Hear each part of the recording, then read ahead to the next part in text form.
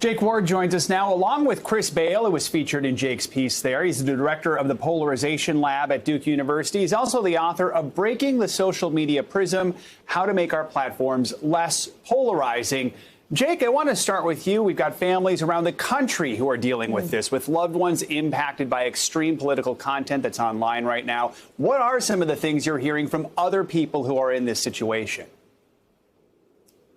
You know, it's extraordinary, Joe, just how many people this seems to be happening to. We spoke to, a family in which a pair of half-sisters are entirely estranged from their third sibling and simply will not communicate with that person, believing that she is somehow, under the gauze of some sort of conspiracy. We spoke to a family in which the very best friend of a 43-year-old woman, a 25-year relationship, has been totally destroyed as her friend begins to pile stockpiles of food and weaponry into her car, expecting a revolution at any moment. You have people looking at the same platforms and having totally opposite experiences of the world, emerging with totally opposite feelings such that they cannot even communicate with each other in real life anymore. Now, Chris, we heard you say there in that piece that 73% of political content on Twitter comes from only 6% of users. I mean, we think about how much political content is on Twitter, and hearing that number, I mean, that's a tiny group. What effect does that have on the political conversation overall in this country? It's huge. When we see that 6% of people who have such extreme views dominating things, it can really distort our understanding of the political landscape.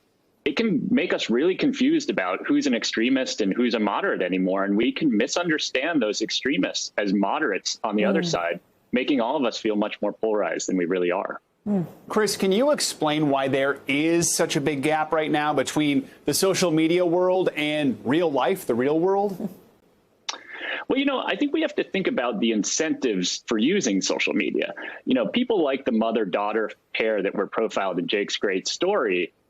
As Jake said, this is all too common, but we need to ask the question, why is this mother going down the rabbit's hole? And what we found in our research, and the research that I did for my new book, is that, most people who go down this path are suffering in their offline lives. They're social outcasts, they're depressed, they're anxious. And really, these extremist communities are giving them a powerful sense of belonging, a way of fitting in what we all crave.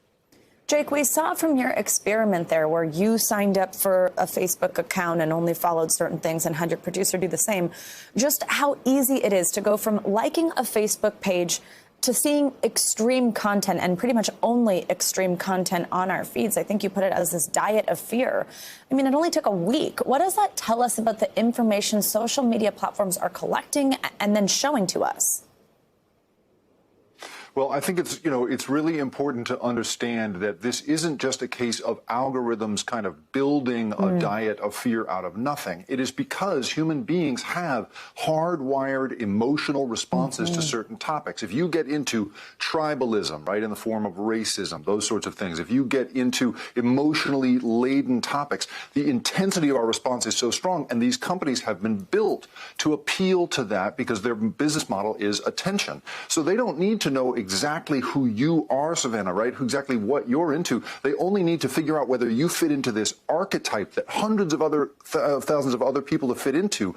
Once they know you're in that bucket, and this is triggered especially by major news events on both sides of the political spectrum, they can just hit you with reinforcement algorithms over and over again, and you end up in the rabbit hole that Chris is describing there.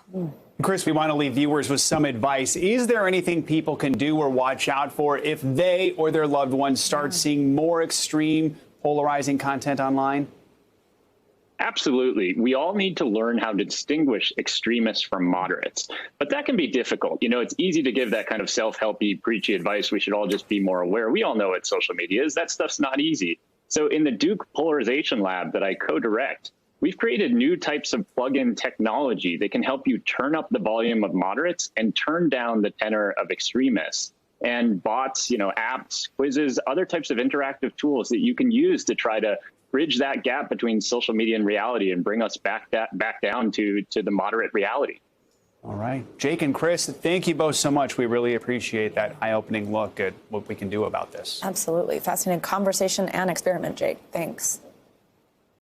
Hey, NBC News viewers, thanks for checking out our YouTube channel. Subscribe by clicking on that button down here and click on any of the videos over here to watch the latest interviews, show highlights, and digital exclusives. Thanks for watching.